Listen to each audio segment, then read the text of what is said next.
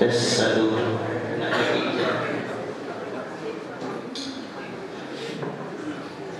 Assalamualaikum warahmatullahi wabarakatuh.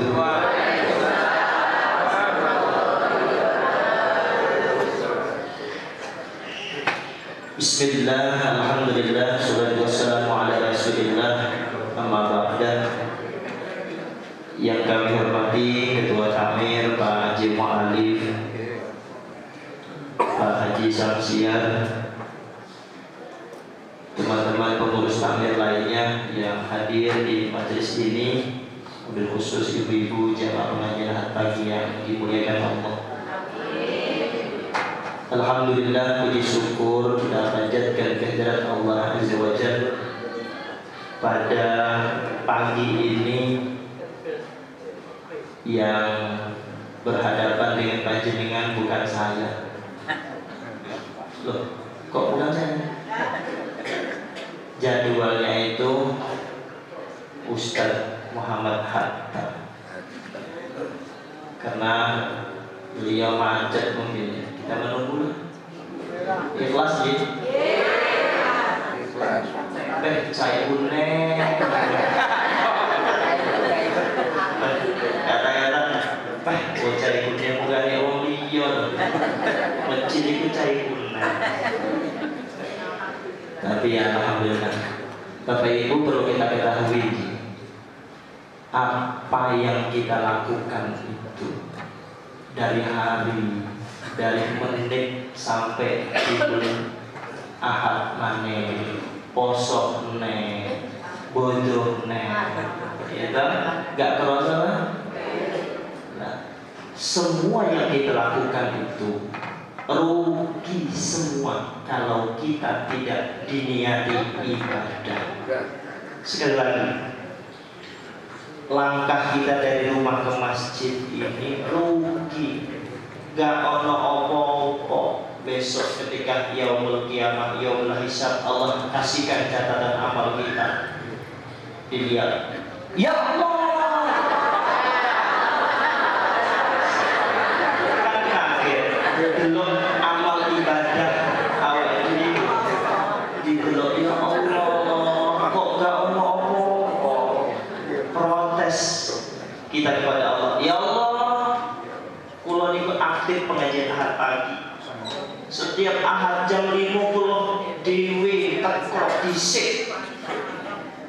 Tapi kok enggak ono catatan bener ya. Catatan amal kita. Sesok protes kita kepada Allah. Apa jawab malaikat? Awak rajin pengajian di masjid aku.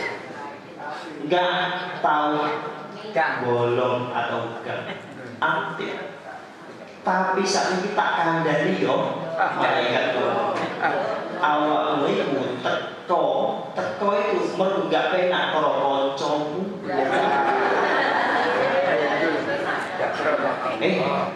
Ayo ngaji. Aku enggak penak. Kalau mbak itu tuwek ngaji, aku masa enggak ngaji. Akhirnya ngaji mergo enggak penak. Salah enek yang ngilangin. Pak, mau enggak ngaji, enggak ada tumpangannya, mbak ibu, enggak sering goncengi, gitu. Akhirnya ngaji mergo goncengi, baik goncengi, boleh, gitu. Lah, itu semua rugi. Maka supaya enggak rugi, usia kita semakin hari semakin angkanya tambah, tapi sejatinya berkurang. Saiki usianya 70 tahun, sesuk 71, angkanya tambah, jatah hidup kita berkurang. Loh, kalau kita sadar usia kita semakin hari berkurang, yo amal kita saja semakin tambah. Lah, mari kita sama-sama supaya gak rugi, kita niati sopo ae sing ngomong nek ngarepe aku ikhlas ya Allah. Amin. Amin. Ngono ta? Ben gak rugi. Mbok sapa mbok penceramah teko ora kok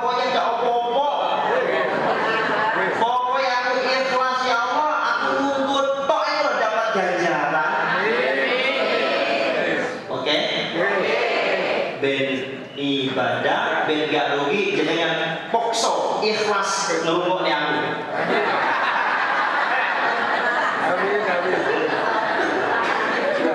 Gak ngomong Pak. Iya, ilmu cai puneh. Ben gak ngomong paksakan hari ini supaya besok dilihat catatan kita. Ya Allah, tanggal 12 Maret. Tunggu di bangun. Tanggal ya Allah, matur suwun kan.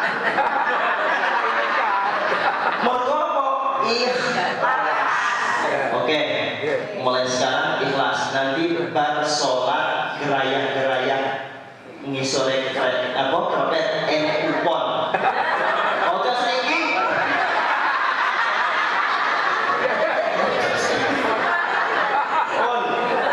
Bisa ditukar ya dong. Sarapan sak puase. Oke saya ini Bang Jati. Yang pertama saya mohon tolong diikhlaskan. Oke, itu serius ini, mau guyon. Iki pas aku sih ngomong kayak iki. Iki kene, tamer kene gara-gara budget. Jadi guys, ini kan tiap hari. Bapak Ibu yang kami hormati, saya awal dari kegiatan masjid dulu supaya kita paham semua. Masjid Agung ini berbagai macam lembaga. Ada lemaganya lembaga pendidikan termasuk madrasah diniyah yang sebelah sana.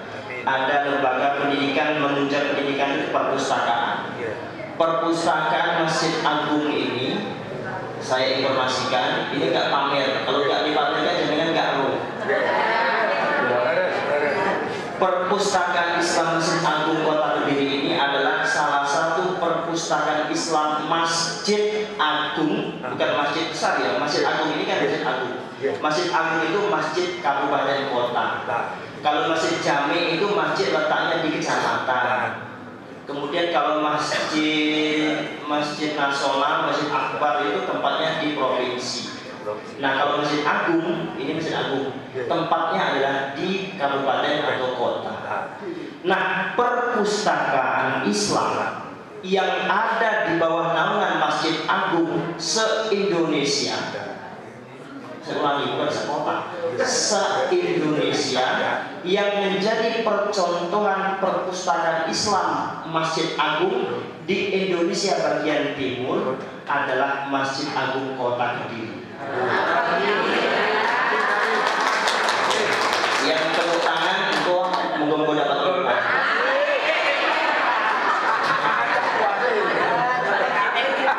Jadi kemarin ada dari Sulawesi yang studi banding ke perpustakaan kita.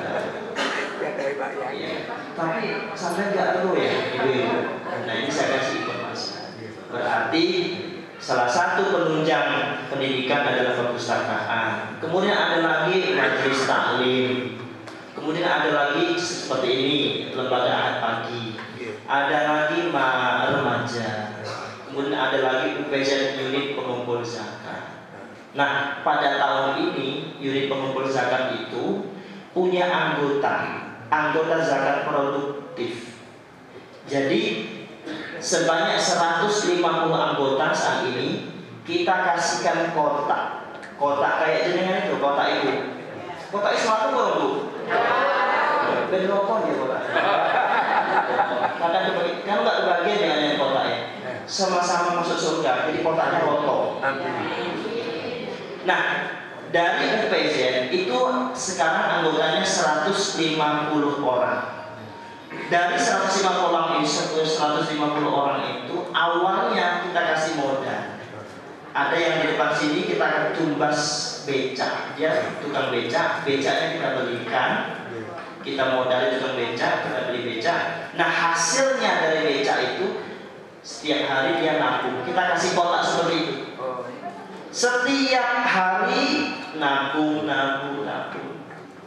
Nah pas tanggal 19 Ramadan ini tadi tiap tanggal 19 Ramadan semuanya kita kumpul di sini, kotak yang diberikan kepada mustahik produktif yang sebanyak 50 orang tadi, kotaknya dikunci. Kuncinya kita yang megang, takdir yang megang. Jadi yang punya kotak dibawa pulang ke rumah masing-masing. Jadi tiap hari dia mesti nabung, nabung borak, pokoknya yang ngomong kayak kotak. Setiap tanggal 19 Ramadan datang ke Masjid Agung sini, kita sama-sama buka kotak, kita kasih kunci. Dihitung semua yang ada isi kotak itu dihitung. NSC 5 juta. NSC kemarin berapa paling banyak pada di 20 juta. Langsung daftar umroh. Kotak ini tapi isinya satu san. Jadi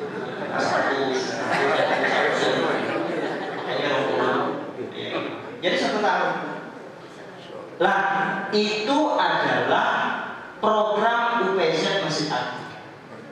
Nah modalnya berapa? Kemarin awal ada yang 300, ada yang 750, ya kan? Nah itu kasih modal. Nah modalnya itu nanti diberikan kepada yang bersangkutan. Yang bersangkutan punya usaha, diputar, dicampur, yang menimbul keberkahan. Amin. Nah monggo, jadi kan mau daftar, monggo. Kalau ada tahun ini kita bahas.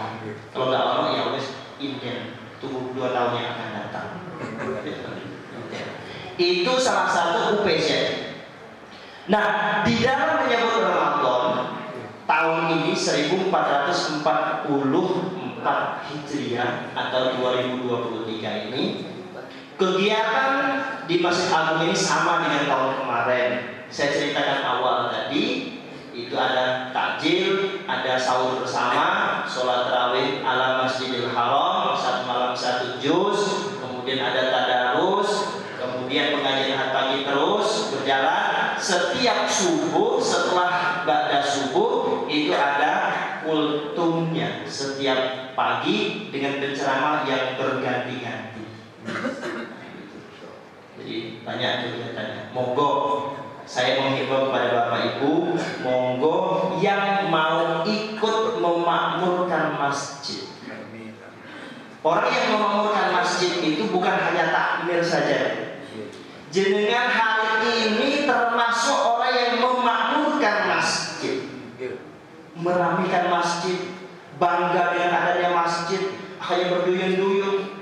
Itu sama dengan memakmurkan masjid. Orang yang memakmurkan masjid dijamin oleh Allah hidupnya, nggak usah di dunia, di akhirat pun Allah menjamin. Itu bagi orang yang memakmurkan masjid. Nah, Bapak Ibu yang kami hormati, berkaitan dengan Ramadan. Karena Ramadan itu adalah bulan yang kadangkala kalau sudah masuk kita sudah lali, sudah lupa bahwasanya Ramadan itu adalah Ramadan bulan yang ditunggu-tunggu setiap manusia. Setiap manusia. Maka ketika bulan Ramadan tiba, kita ditakdir Allah untuk bisa masuk ke dalam bulan suci Ramadan, kita bersyukur. Apa tanda syukur itu? Tanda syukur kita kepada Allah melaksanakan penuh semua yang Allah perintahkan sekuat dengan tenaga kita. Kita beranggapan, ya Allah, saya nggak tahu tahun besok apa berjumpa lagi dengan Ramadan. Kalau kita prinsipnya seperti itu, insya Allah apa yang kita lakukan di bulan Ramadan sekuat tenaga pasti kita berlomba-lomba menggapai ridho Allah. Coba kita kemarin, kita alhamdulillah banyak teman saudara, bahkan orang terdekat kita yang mungkin Ramadan ini tidak berjumpa. Banyak tetangga kita, bahkan suami, istri, anak tercinta kita yang bulan Ramadan tahun ini tidak jumpa. Tapi alhamdulillah kita bersyukur kepada Allah Ta'ala masuk bulan Ramadan. Ya Allah, kita persiapkan diri kita dari mulai 2 bulan yang silam kita sudah ada peringatan Isra wal Mi'raj. Itu melatih kita. Sebenarnya apa? Persiapan di dalam bulan Ramadan, kita persiapkan yang namanya sholat sholat. Jenengan sholat itu bisa membentuk pribadi yang lebih baik ya? Terasa nggak Bu? Terasa. Halo? Di dalam Al-Quran itu dikatakan inna sholata tanha 'anil fahsya'i wal munkar. Sholat yang kita lakukan itu bisa membatasi kita, bahkan bisa mencegah kita, bahkan bisa menghilang kita dari perbuatan yang tidak Allah ridhoi. Sholat itu bisa membentuk kita lebih baik.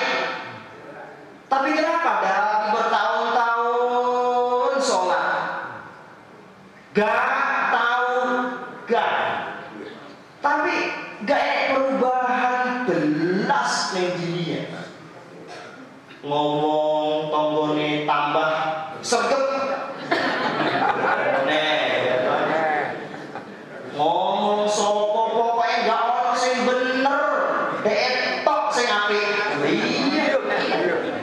Enek nek sing meneng apik karo ibu-ibunya kok meneng bocah iku. Tapi dari mau menang tapi ngomong bisa nyeletik. Gak tahu apa ngomong bisa nyeletik. Podo wae. Nggih. Tuh. Ini apa ngomong? Betul. Lurungnya warna apa? Ya Allah. Kita persiapkan dari mulai awal. Sholat itu bisa membentuk. Soalnya apa ya? Sebelum bahas sholat, sebetulnya kita koreksi dulu. Sebab ada di situ rukun sholat itu yang namanya baca Quran. Ini tadi kan kita dengar. Jadi kan ada nggak artinya Bu? Dengar. Ya kan? Merinding. Kayak kalau opo merinding. Lah ini baca Quran namanya baca Quran, cabangnya cabang tilawah. Kalau lomba itu ada tilawah itu ada anak-anak, ada remaja, ada dewasa. Ada lagi tambahan 1 juz tilawah, 5 juz tilawah. Itu ada tunanetra. Tambah lagi sekarang ada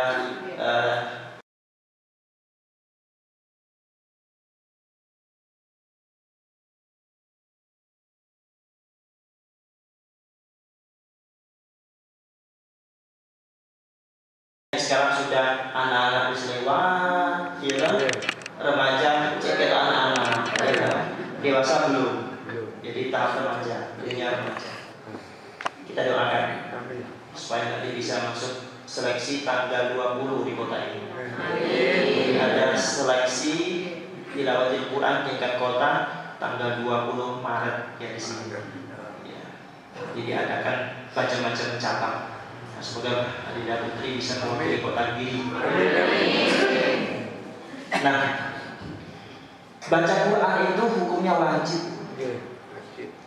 Wajib ya? Sepakat? Nenek nyanyi enak, nyanyi pinter, tapi baca Quran gak iso. Hati-hati di kampung malaikat. Suara ada, nyanyi indah, merdu, di kongkon baca Quran gak iso. Rugi. Masya Allah. Lah, wajibnya kita belajar Quran itu karena ada hubungannya dengan sholat. Kalau bacaan kita nggak benar, bacaannya salah, maka itu tadi sholat yang kita lakukan itu nggak ada perubahan belas di jiwa kita. Baca Quran itu yang pertama kali harus kita belajar yang namanya makhraj. Makhrijul huruf, tempat-tempat keluarnya huruf. Maka kalau ada anak kita tanya, Mbak, Bu, huruf A, B, C, D, E, F, G sampai Z, ditanya suku kita, huruf-huruf itu keluarnya dari mana, Mbak?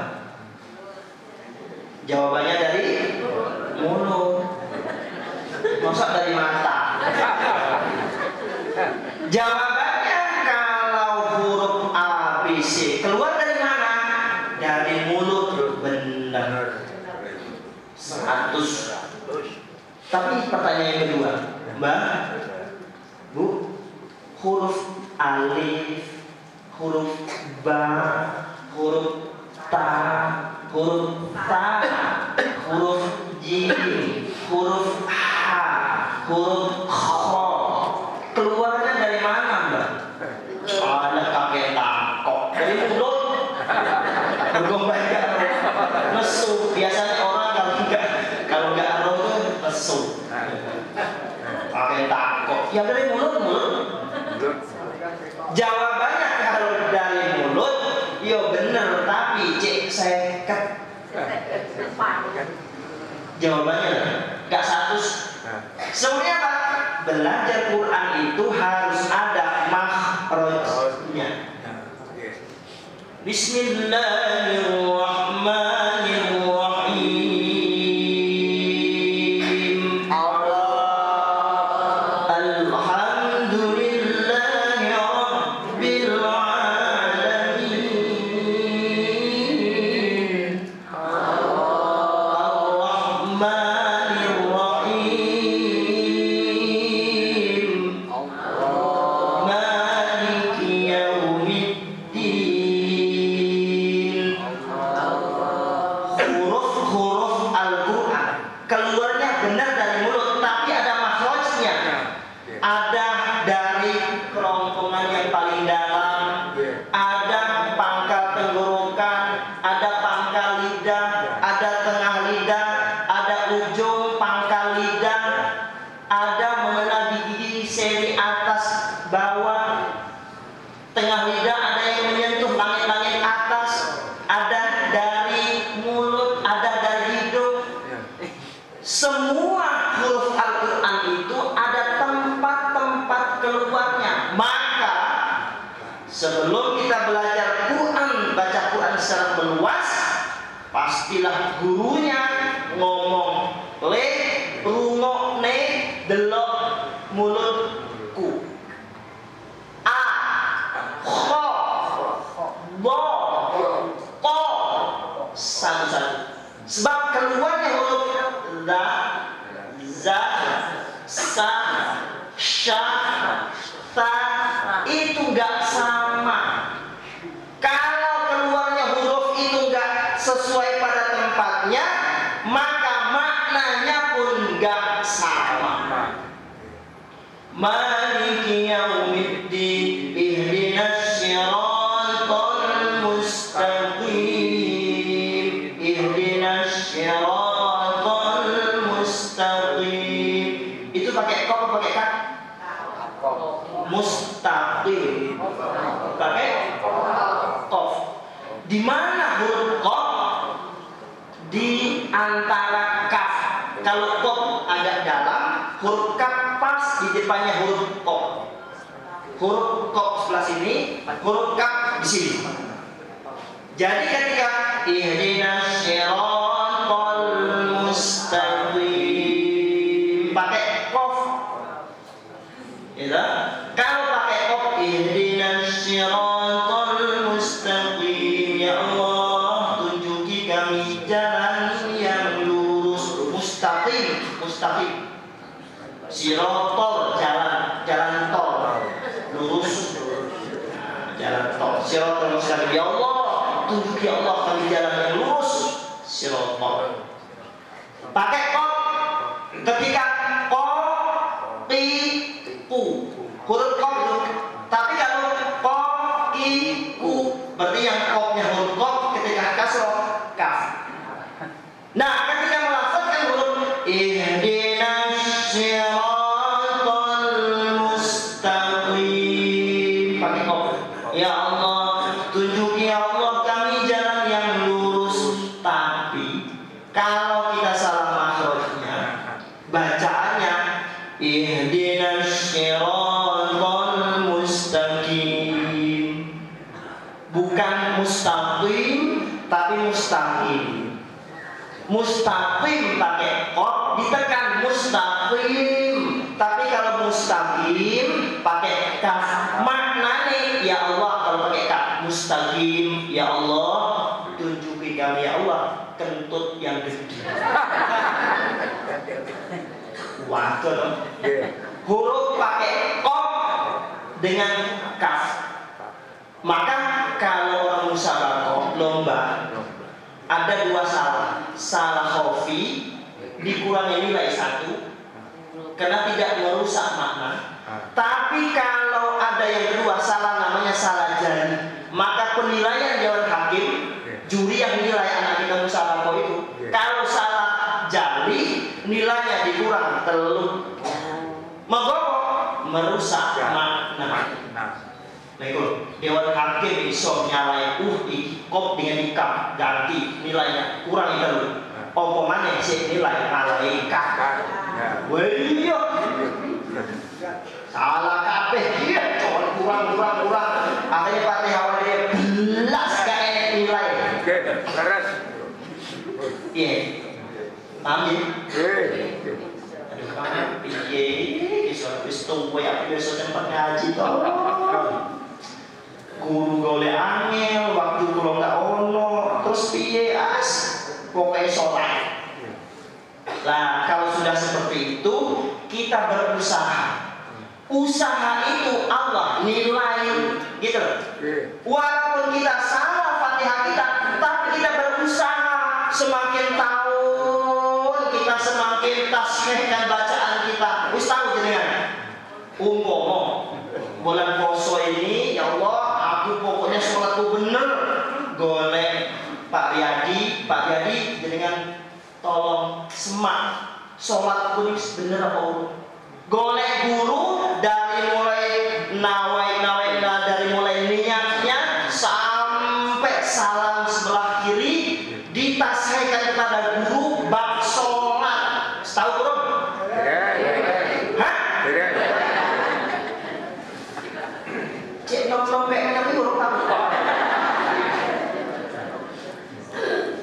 Saya tuh teringat ibu saya almarhum di sana di Palembang. Saya kan mondok jarang pulang. Sampai saya ini nggak boleh mudik. Kebablasan nggak pulang boleh. Ketika pulang kan 5 tahun sekali, gitu. Ya, ternyata aku duit anak, tapi anak nggak tahu mulai. Jadi kan dia perasaan. Lah sekarang aku dicoba duit anak, menunggu anak karena mondok tuh ya ampun. Tapi pernah teman saya perjuangan, sampai orang kampung ngomong dia itu gendeng. Ya Allah. Gendeng, dia punya foto. Anaknya usia kelas 2 SD. Kelas 2 SD usia berapa? 8 tahun. Hah? Si ini kalau anak kalau gitu.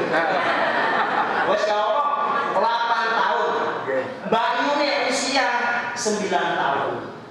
2 orang, satu putra satu putri. Dari Sumatera sana dimondokkan anaknya di Malang. Anak cek kelas SD usia 8 tahun dari Sumatera sana dibawa ke Malang supaya mondok anaknya hafal Quran. Kabeh keluarga yang wedok, keluarga bojone ngomong bojomu iku gendeng. Anak cek cilik.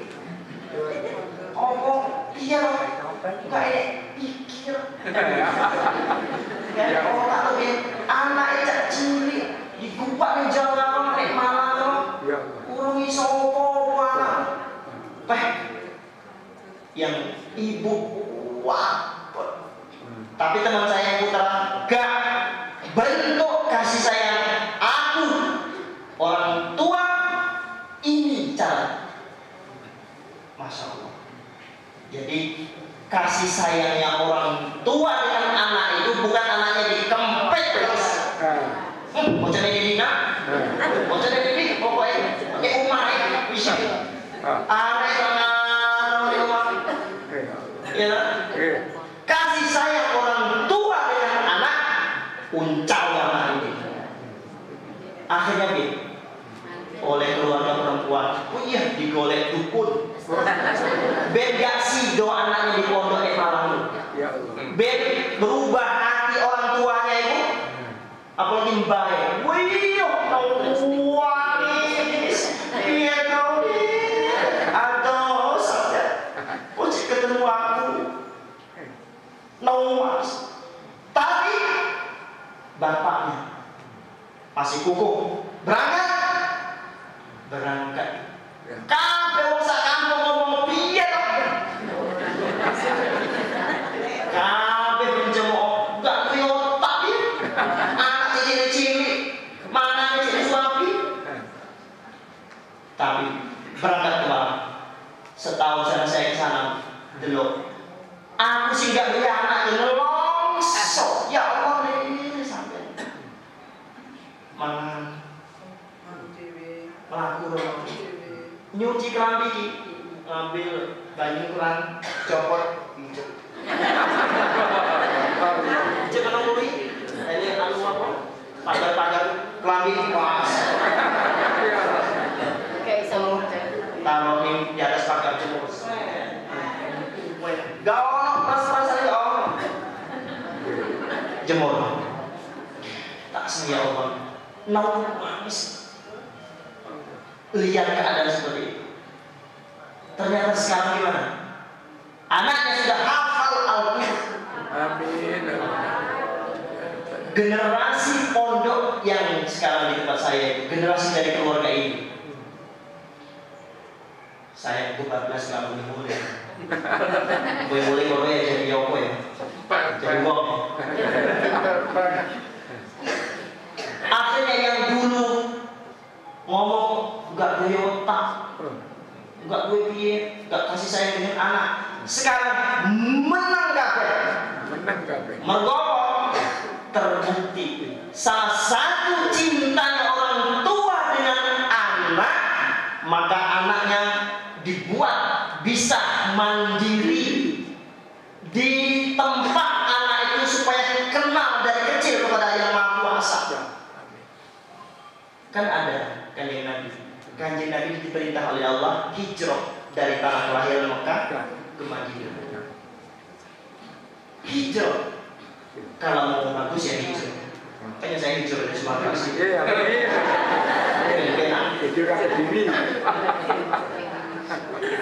Ada kata-kata gini. Pernah saya dengar pengajian. Jangan kata-kata dulu saya nggak paham kata-kata ini. Coba kita sama-sama. Ini menunggu pencerahan nggak tukar terkoy.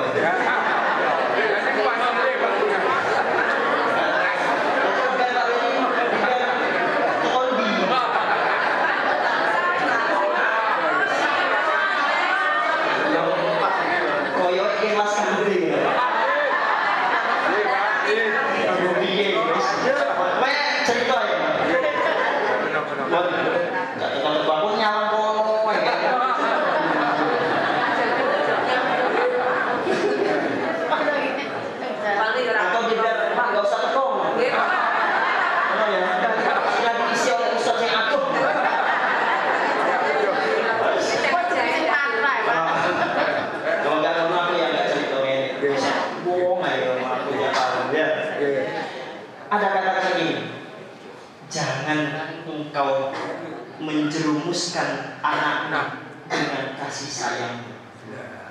Seulang lagi, mana yang boleh? Jangan engkau menjerumuskan anakmu dengan kasih sayang. Ini saya menurut bapak-bapak artinya apa ini? Jangan kita menyampaikan anak kita ke jurang dengan kasih sayang kita. Iya. Ternyata maknanya terbukti saat ini. Kita kasih sayang dengan anak kita, akhirnya apa? Menjerumuskan anak kita.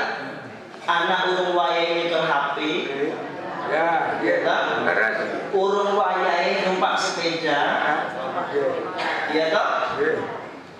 Allah biasanya ibu biasanya ada pak tumbas nih HP dulu konco-konco nih misalnya anak itu HP Ya toh. Sakne anak itu wis gak punya HP. Tuh kok nih. Paling-paling 1.500. Ada tak? Akhirnya uang, oh iya, bener ya. Sakne naik. Kasihan dengan anak dari HP. Padahal kasih sayang orang tua mengenai HP itu adalah sama dengan menjerumuskan anak kita.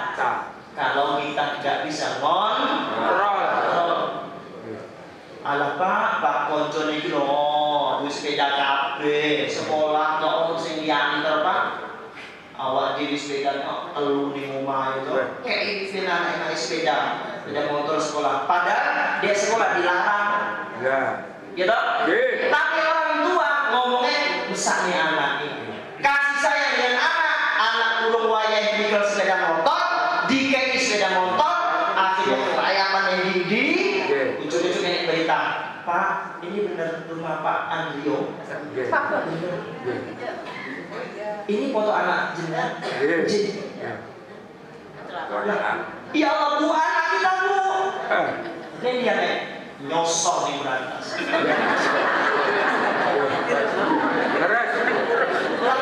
Terus piye? Kurang wahaya dia motor, sepeda motor.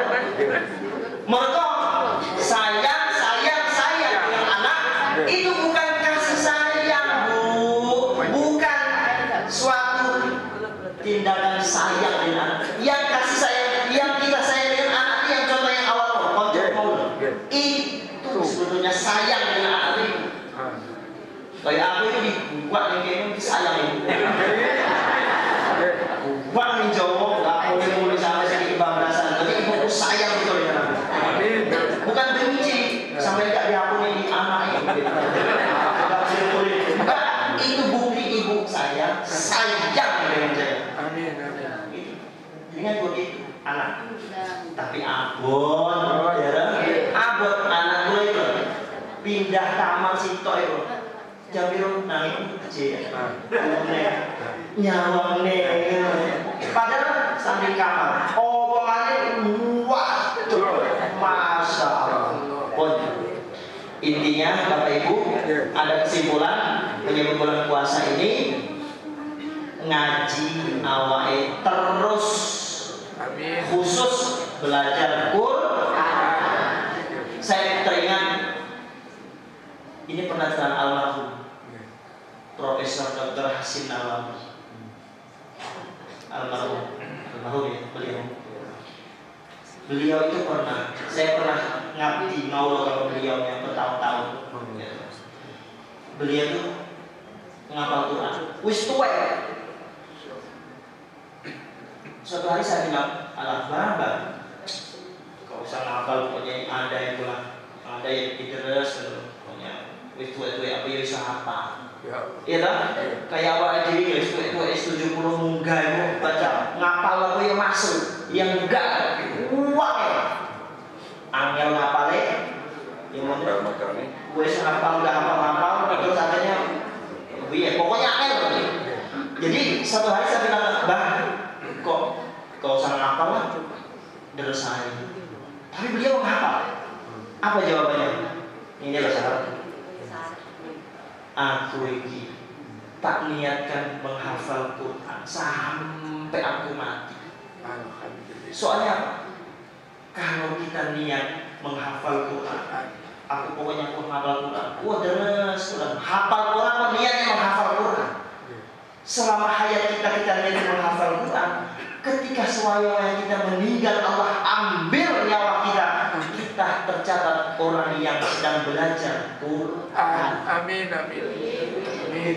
Kita enggak tahu apa sampai yang diisi. Waktu Gary.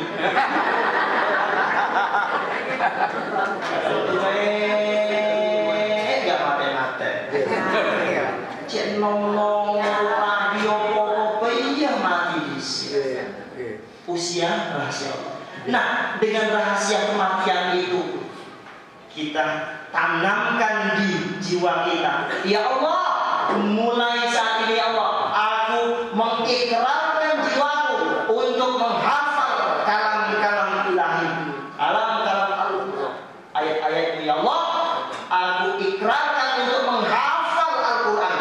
Mbok hafal mbok enggak, urusan keri. Yang jelas kita niatkan dalam hidup kita sampai ajal menjemput, kita ikrarkan, ya Allah, saya ingin menghafal Al-Quran. Hafal Quran urusan belakangan, yang jelas niatkan kita untuk menghafal Al-Quran. Sewaktu-waktu Allah mencabut nyawa kita tulis update terkini Basyarudin, orang penghafal Al-Quran. Jadi Allah itu menilai yang terakhir, yang dulu-dulu enggak dinilai. Makanya orang ketika akhir hayatnya la ilaha illallah dakhalal jannah. Jadi akhirnya dinilai Allah. Biyen bopie polane gak Allah nilai. Pokoknya akhir hayatmu la ilaha illallah masyhur. Makanya hafal jadinya ketika mau nikah, tolong ingat bimbing pokoknya la ilaha illallah, ucap la ilaha illallah. Pas kalau la ilaha illallah, pas kalau mati gak kirim la ilaha illallah. Ininya kok utang dia kok oleh sahur, utang dia kok oleh sahur. Ini utang. Jadi lah begitu juga dalam kehidupan kita. Allah menilai yang terakhir itu ketika kita niatkan sedang menghafal Quran, masya Allah kita ditempatkan oleh Allah komunitas orang-orang yang ahli Quran. Alhamdulillah. Mulai saat ini kita niatkan untuk hafal Quran dan kita gerakkan hati kita untuk terus belajar Quran, tashehkan minimal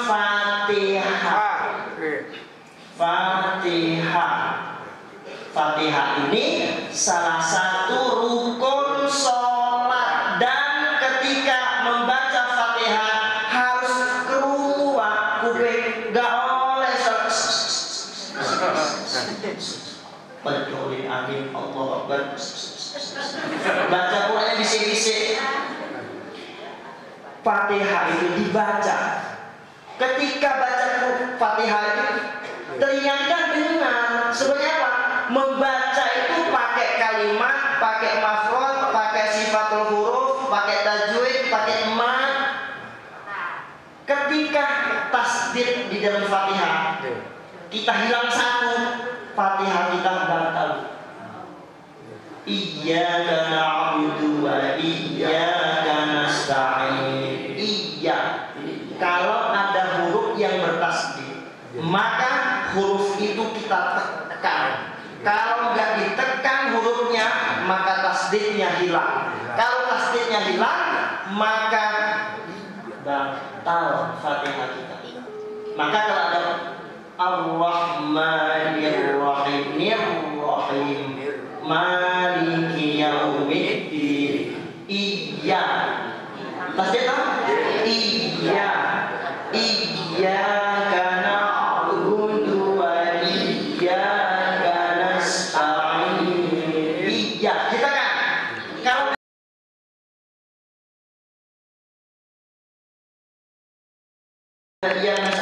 iya kan itu kayak tasdid.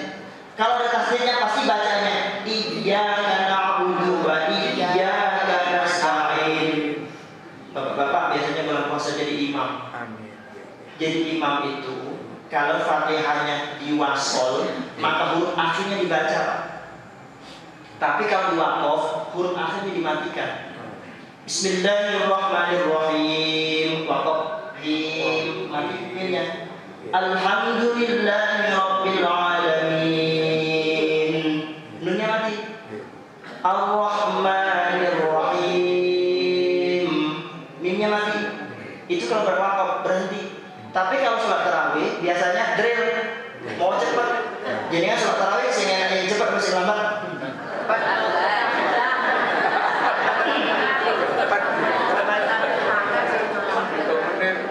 Ini sholat tarawih, imamnya berbeda, waktunya sama, tapi komentarnya makmum sawi perasaan. Padahal sama-sama jam 8 malam. Ketika aku jadi imam, ia podo jam 8, tapi makmum gak ono sing ngomong suwi. Apa rasanya? Halo? Ngomong lagi. Santai, setelah ini bisa dibuka bawah karpetnya. Lah, woi urung rusak.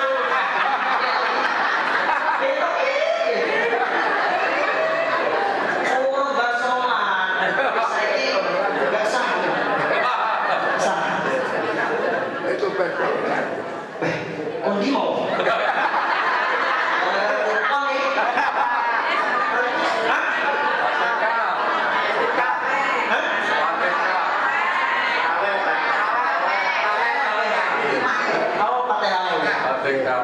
Bapak-bapak imam, kalau wakaf seperti tadi.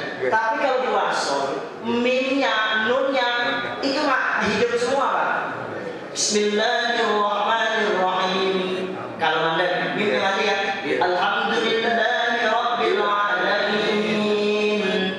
Nunnya mati. Ar-Rahmanirrahim. Mimnya mati. Kalau berhenti. Tapi kalau di wasol, Bismillahirrahmanirrahim. Alhamdulillah. Alif itu hamzah wasol. Jadi ketika di wasol alifnya hilang. Bismillahirrahmanirrahim. Alhamdulillahirabbil alamin. Ar-Rahmanirrahim. Maliki yaumiddin. Iyyaka na'budu wa iyyaka nasta'in. Ihdinas siratal mustaqim. Siratal ladzina an'amta 'alaihim ghairil maghdubi 'alaihim waladdallin.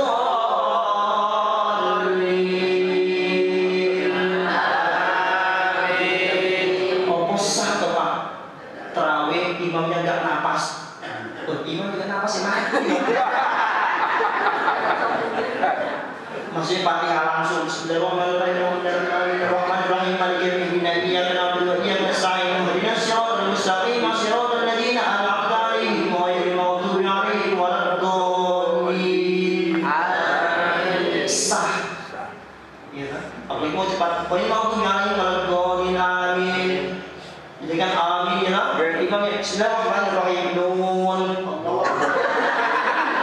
Lebih cepat nih lah. Yusah lah, jadi gak iso Pak Bu, gak bisa. Quran itu harus berguru, gak iso otodidak, gak iso ngomong nih, gak iso, harus duwe guru. Tapi ojo sembrono golek guru tiba duwe podo wae. Ya hancur podo hancur. Golek sungguh yang betul-betul ada.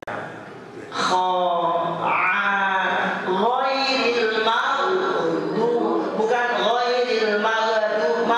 Daun kolkola, itu hanya kolkola. Ghairil maghdubi 'alaihim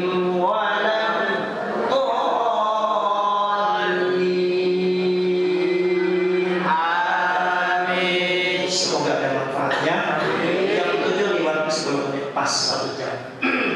Suaranya entek. Semoga ada manfaatnya dan berkah. Mari kita sama-sama berdoa kepada Allah Subhanahu wa taala. Apa yang kita harapkan, apa kita doakan, apa yang kita hajatkan kepada Allah mudah-mudahan terima dan dari Allah Subhanahu wa taala. Amin.